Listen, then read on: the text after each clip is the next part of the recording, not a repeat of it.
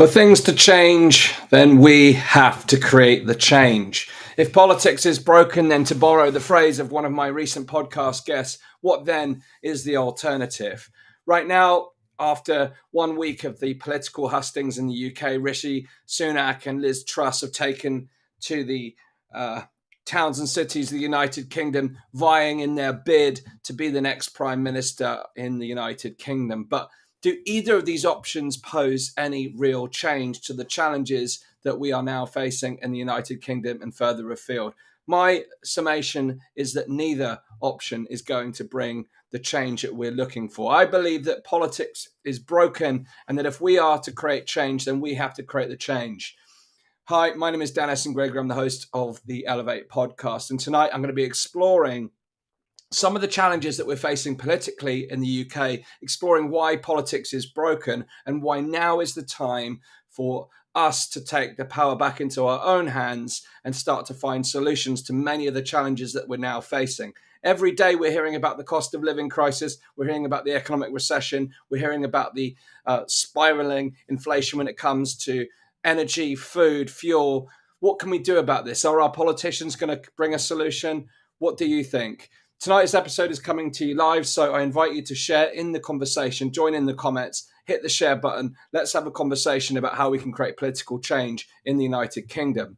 Now, as Sunak and Truss take to the tour around the UK in their hustings, the whole purpose of this is to win the votes of the Conservative Party members. Now, if you are hoping to have a democratic input on who will be the latest Prime Minister in the United Kingdom, unless you were already a Conservative Party member prior to the 3rd of June 2022, then you have got no chance of influencing the vote. Now, bear in mind that the details of the tour, the political hustings, weren't announced at the point in history of the 3rd of June. Then neither of us had any chance of having an impact. Now, regardless of whether you're aligned to the Conservatives or not, maybe you wanted to have an input on who would be the latest Prime Minister. Well, unfortunately, unless you were already paid up and subscribed to the Conservatives, then you don't have a choice. Now, many would argue that the decision is already cut and dry, that there is an agenda, there is a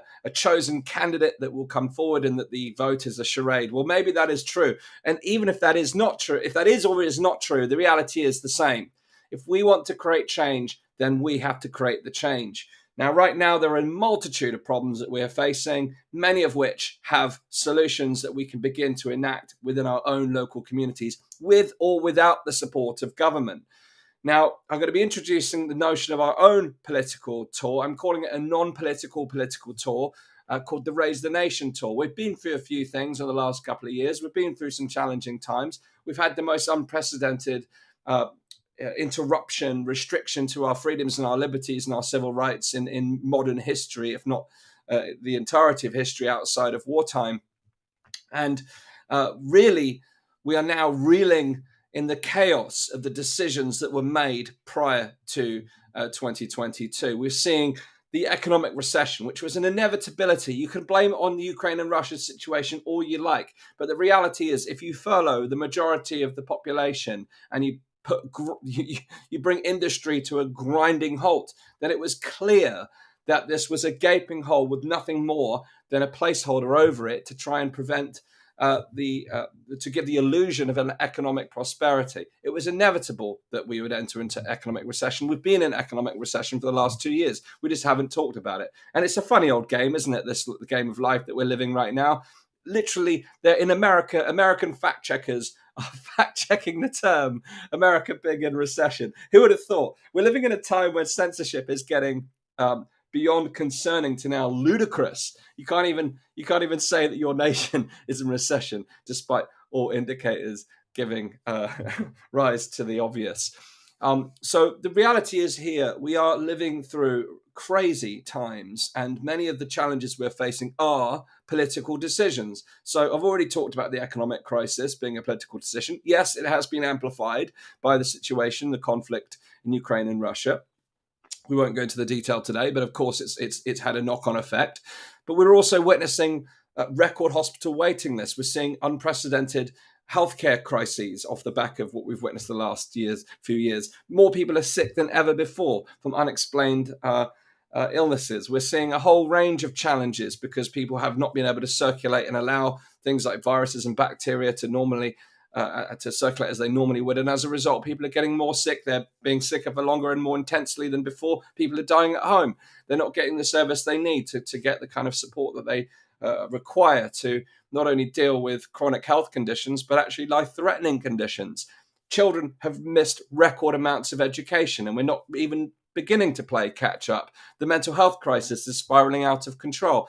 All of these are political decisions. Now, the reality is, if you're waiting for the incoming prime minister, like Boris is, by the way, I don't know if you've seen today, Boris is waiting for the next prime minister to come in to deal with the economic recession. He's passed the buck already. He's already mentally on furlough himself. He's already on vacation. So we may as well get this thing done and dusted so we can start to move on. However, the point of this video is to say it doesn't matter who gets selected, Liz Truss or Rishi Sunak. We'll have the same old stuff, the same old story. And the reality is many of my friends, like myself, who feel politically homeless, realise that the same old charade is just going to continue. So what that means is the opposition, i.e. the Labour Party, Keir Starmer, are just going to continue the merry-go-round of poking holes in whatever the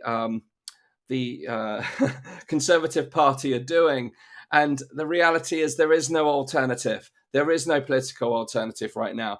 The Lib Dems, where are they? What are they doing? There is no alternative in the UK. So in the absence of alternatives, then it's vital that we take the power in our own hands to start exploring solutions to these critical issues that are facing each one of our lives.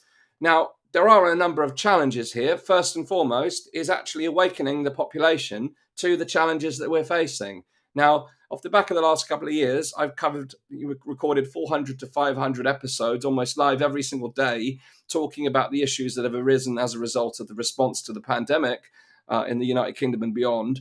And still, despite reaching 10 to 15 million views and doing all that content, it's really hard work to get people to see what should be glaringly obvious and this huge deviation between what we're witnessing in the news and in the political realm versus our own lived experience. So we have some challenges, and that is 2 years of basically living through stay-at-home orders and still not getting to recognize the deviation between what is presented and what is our lived reality, our lived experience. Now we've got this cost of living crisis, yet people are kind of just getting on with their lives as though nothing's happening. Some people aren't. Some people are feeling the pinch. Some people are feeling more than pinch. Some people had to make a choice between whether they heat and eat. Some people can't make either choice right now. This is having a real impact on some people's lives, but other people, it's a ticking time bomb. You know, the things that the cost of living is spiraling out of control, yet here we are, the government is increasing the interest rates. What does that mean? Well, it means that your borrowing costs are going to start increasing as well. So the inflation in your own personal living expenses, your mortgage rates, etc., any lending, variable rate lending that you've got is going to be more expensive to you. And those of you with a bit of cash in your pocket, you know what? 1%, 2% interest rates, it's not going to do anything for you. That was even if the banks were to give you a 1 to 2% interest rate, it's not going to bring anything meaningful to your life. So we've got these solutions that the government is bringing forward to try and curb inflation without recognizing that we're in a recession. Surely they recognize we're in a recession, and actually the goal is in a recession not to increase the cost of borrowing if you need people to actually invest in creative and entrepreneurial solutions. So we're in a mess. We're in a real mess. Now, wherever you come from, whether it's the political left, the political right, it doesn't matter. I'm addressing you as a neutral. This is a conversation for the politically homeless. Those of you who realise that neither the left or the right, Labour or Conservatives, have a solution. It's important that we now start to recognise that politics is broken. The old adage of the left and the right is superfluous to requirements, and we need to start thinking differently about how we tackle the solutions of today. And if we're waiting for a saviour, you're waiting for the new Prime Minister to mix things up, to come up with a solution, you could be waiting all your life. The reality is politics is broken. Public trust in government has dropped to an all-time low. Depending on what statistics you look at, it's either an all-time low in terms of the entirety of history. I'm not convinced we have enough records to be able to declare that public trust is at an all-time low, but it's darn low. And if you look at any of the kind of recent surveys that have been done around public confidence in the government, you'll see that it's certainly at a low in the last 20, 30 years. So trust is deteriorating in government. Changing the Prime Minister, I don't think, is going to change that trajectory. More people now feel politically homeless like myself than ever before. Corporate interests are dominating at an extensive level when it comes to democracy. What is democracy in the modern age? We vote once every 4 years and expect things to change. Where is the democratic process? I've already illustrated the fact that if you weren't a Conservative Party member before the 3rd of June, you can't even vote on who's the new Prime Minister. How democratic is that? But corporate interests are the biggest concern here. The centralized, unelected globalist bodies that have an enormous influence, not only over our politics, but our daily lives. This is one of the most problematic issues that we're facing right now when it comes to politics and the broken nature of politics. Not only that, talking about the Conservative Party membership, again, I don't care who you support, what team you support in the football, what team you support in the politics. The reality is political party membership at this moment in time is at its lowest point in recent history. That means people like you and I, unless we're a member of a political party, then we have almost zero influence over the political trajectory. Because I don't know about you, do you feel like your MP is operating in your interests? I don't think so. What happened to representative democracy? I don't think it's very representative. I don't think it's playing out. So not only do we have corporate interests reigning over democracy, we also have a completely broken democratic system, which means that people like you and I have very little input, even if we are most passionate about a particular issue, over the trajectory of those said issues. Not only that, we're seeing the foundations of democracy eroded, freedom of speech, the right to protest, increasingly under threat, new bills, new laws, big tech, surveillance. All of these things are restricting our normal democratic process. I say normal, it's still normal under the conditions of everything I've said so far, which means not very democratic. Not only this, we're living in a world of big major narratives where ideologies now replace objectivity and rationality. These alarmist trajectories that we've seen, big media narratives dominating over reality and fact. And as a result, media not only portraying a sense of reality that suits the needs of the corporates, but actually increasingly dividing society. Now, politics isn't just broken from a systemic point of view, and we could speak all night about the systemic issues facing politics. The reality is party politics in its current form and the way that we identify politically is causing havoc. We're seeing an increasingly polarized society. So rather than coming together to say, actually, the system is broken, the corporates have taken over, we're still fighting amongst the left and the right. And I get it. You want to have your voice, you want to speak your truth, but the reality, your truth is not necessarily the truth. And the reality is, if we are to actually create systemic change, well, the reality is we're going to have to learn to get on with each other, and we're going to have to take a more integral view on the world. We're going to have to start to put down our differences and start to find what we have in common. We're going to have to start to find out that we do have a lot more in common. And by doing so, we find out we have a lot more in common than we actually first thought. So the reality is we must start to find ways to break down political barriers and not play the puppet show of politics, which is permeated and proliferated by the big media and social media. You get the loud voices from either side of the left and the right, who their only priority is to solidify their existing political view and demonize the other. Well, we're not going to get very far, are we, doing that? The reality is, if we want a truly democratic society, and if we do want that, then we have to make sure that any political choices represent the needs of the whole, not the few. And in order to do that, we need to be able to get on with people who are unlike ourselves, because they are your fellow citizens. And the reality is, if we are to create change, we need to look at each other in the eyes like brothers and sisters, like members of our own family, and start to understand that we all have needs. And the reality is, unless we start to cater to people's needs, then we don't live in a democratic society. So we need change, and we need to realize that if that change is to come, it has to come from us, because it isn't going to come from the system that self-perpetuates itself, that keeps itself in lockstep with the global agenda, advancing its own aims, advancing its own interests. The reality check is we have to be the change. If things are to change, we have to be the change. Now, it's all very well having an awakening moment to recognize that the world is not exactly as it seemed or how it's portrayed in the media. That's the first step. The second piece is awakening to the fact that there are solutions, because it's all very well becoming aware of the state of the world and the problems that we're facing. That's kind of stage one. The first step to transformation is awareness. Now, that's very key. And I've already mentioned how hard that is. There's work to do. We have to recognize how hard it is in the media landscape that we have right now to even get to some level of minor awareness around the issues that we're facing, let alone the guiding interests that underpin them. That's even harder, and the motives. But the other piece is awareness of solutions, because right now there are plenty of problems, but there are also plenty of solutions out there, and many of them aren't getting the attention that they deserve. So what we need to be doing is getting out there and shining a light on some of those solutions. And some of those solutions are as simple as some of the things we can do to tackle the cost of living crisis, to tackle food production, to food instability or energy production. There's lots of things we can do on a localized level to impact change.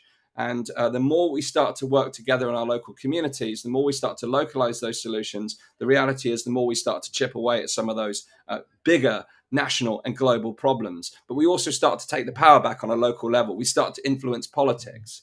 So what we plan to do over the coming months, in alignment with the political hustings that's going on out in the world, where Sunak and Truss are vying for top spot in the Prime Minister, we are simultaneously, to a large degree, going to get out into the United Kingdom and start running events where we start to explore how we can break through, how we can break free of these problems, how we can be the change we want to see, how we can create localized transformation, and more importantly, how we can start to answer the question, if politics is broken, then what is the alternative? How do we start working together to build a political transformation? How do we start to alter the political system? How do we start to rebuild democracy? These questions, if answered by the very people who are suffering at the hands of the current system, then we can start to build a parallel structure where the old becomes surplus to requirements, where we build something new that is more attractive and more appealing than what is currently incumbent.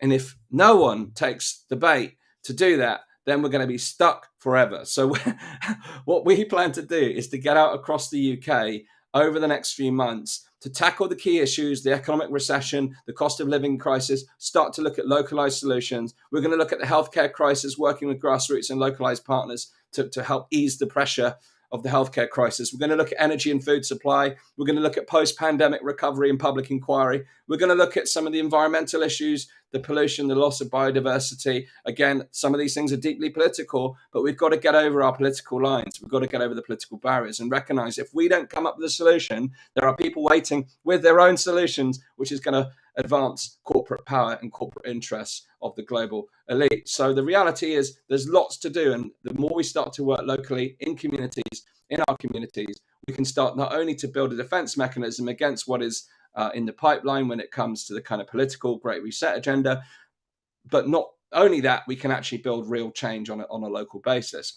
And what's even more important for those who feel inclined, we do need to start ask the question about what is next. What is the next political system? People are always saying, Danny, you're going to start a political party. That's not the aim of this tour. The aim of this tour is to get out and start to ask this question. If we take life as our laboratory, what are some of the ideas? What are some of the solutions to the systemic problems we're facing? What is the answer to what is the role of the state? What is the role and function of the state? And how do we develop a process that is truly democratic? We've got to start asking these questions and looking for solutions. The reality is there are a lot of people already there out in the world who've done a lot of thinking around how we create political transformation. But the more people we engage in this conversation, the more powerful it becomes. So we're going to take to the road in August, September, and October. We're going to try and get out on the road as much as possible, as whilst Sunak and Truss are doing their thing as part of their political hustings. We're going to get out and run conferences whilst the political party conferences are running, and we're going to get to as many different areas as we can to speak to as many people as possible about creating political change. We're calling it the Raise the Nation Tour because we think right now people need a bit of hope. They need a bit of optimism. We need a bit of empowerment. We need a sense of action, and we want to bring that energy with us. The sense of personal responsibility, recognizing that we are response-able. We are able to make a change. We are able to take responsibility, and brick by brick, we can build a better world. It's down to us to do that. I know that we're full of cliches out in the world right now, but the reality is, if you want change, then you have to step up and be part of the change. The whole purpose, really, of this tour is to go beyond being a passive observer of what is happening in the world and becoming an active participant and finding your path into creating change, even if that is taking full control of your personal life's circumstances and finding individual flourishing or contributing to the community flourishing in your area. Whatever it is for you, this is about finding your pathway to create change in your own life and the life around you, because the reality is no one is coming here to save us. It's down to us. We're here to become catalysts. The Elevate brand was born out of the idea of becoming a catalyst. We want to create a platform for change. We want to create a platform discussion and debate. We want to break down our silos. We want to break down through echo chambers, and we want to have open democratic conversations across our differences, finding our common ground and starting to build from the edges so that we can actually start to build a parallel polis or a parallel structures.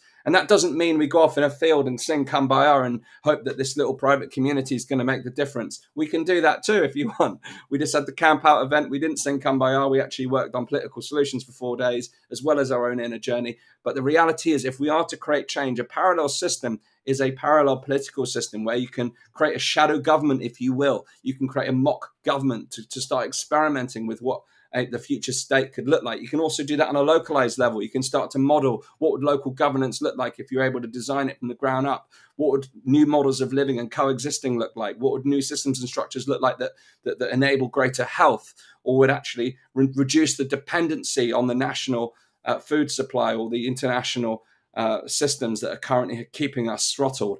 All of these things, when we come together, we can start to address. The reality is the answers are out there. I always use the metaphor. The answers are in the room. I truly believe that. So let's get together and let's start exploring the problems that we're facing today, but bringing solutions to the table and asking those big answering those big systemic questions. So if you're tired of the way that life is unfolding right now, and you fear the way that this great reset agenda is rocket fueling through forward, and you feel that life as you know it is crumbling around you, and that you're craving change, and you want to get off the sidelines, and you want to start being a part of the change, then come and join us at weareelevate.org. Come and join our community. We'll be announcing the dates very, very soon about how we can move forward on this tour. We're looking for tons of support. We need people out there helping us to flyer the events, come up with our branding, come up with our strap lines, come up with the themes for the events. We need your help. So come and join us at the Elevate Network, weareelevate.org. Help us to build this tour, help us to co-create this experience, help us to get out onto the road whilst these politicians are out there fighting for the Prime Minister spot.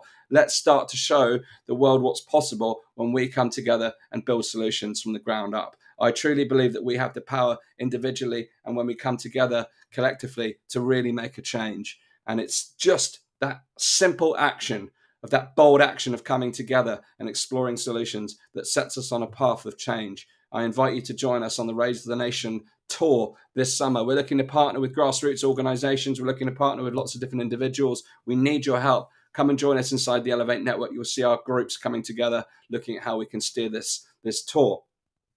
Now, one of the things I've touched upon during the course of this conversation, I want to signpost, is the kind of role of the globalist agenda. It's been highly politicized. People speaking about the Great Reset. Well, it is real. You can read a book. You can read the books on it. You can read the commentary on it. You can see it. You can experience it. However, the World Economic Forum, the Great Reset, these are just the visible components of this globalized economic machine that is trundling ahead. Now, even if we start to address locally the democratic issues, locally, regionally, nationally, the reality is, and we've seen it before, we've seen how localized transformation can go only so far before it hits up against the global machine. We need to also be thinking about the mechanics of the global machine and how we start to interact with that and intersect with that, and how we can also find solutions. But the reality is there is the visible component of the economic global machine, the World Economic Forum, the Bill and Melinda Gates Foundation, and the various other players, and the Great Reset agenda. This is all the visible components. But what about the invisible hand of the global machine? What is it, the unseen, that we need to start to get our heads around to understand why and how some of these things are unfolding as they are? And if you're curious about learning more about the visible and invisible hand of the global machine, then join our live event at lunchtime on Wednesday. We're going live with Helena Norberg Hodge, who's been a previous guest of ours. We collaborated on World Localization Day. We helped to launch the Local Futures film.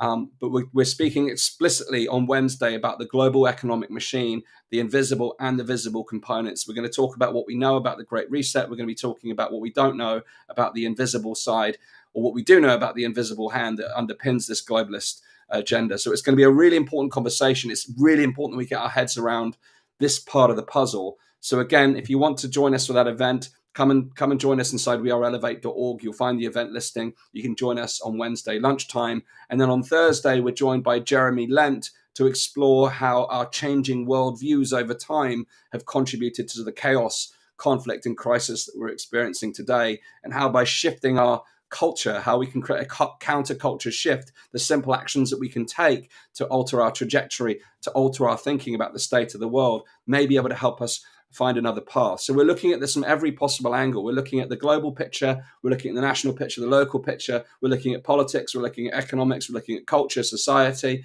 technology, science. We've got to be fully aware of all of these different components, and we're putting on loads of different content to help us understand more and more about this. So I invite you to join our ecosystem. Come and join us at weareelevate.org. Find out more about our content, find out more about our plans, come and get involved. Together, we can create change. This is my invitation to you to join us in Raising the Nation. Come and join us at weareelevate.org. We will be launching a separate website, raisethenationtour.com or raisethenationtour.org, I think. We'll have the whole details of the tour, but we need your help. We've got to get this thing out there, and we've got to get out together in the communities and make this happen. So come and join us at weareelevate.org. It's game time. It's time to create change. The power is in our hands. I'll see you there in a town or city near you very soon. Peace out for now. Great to see you.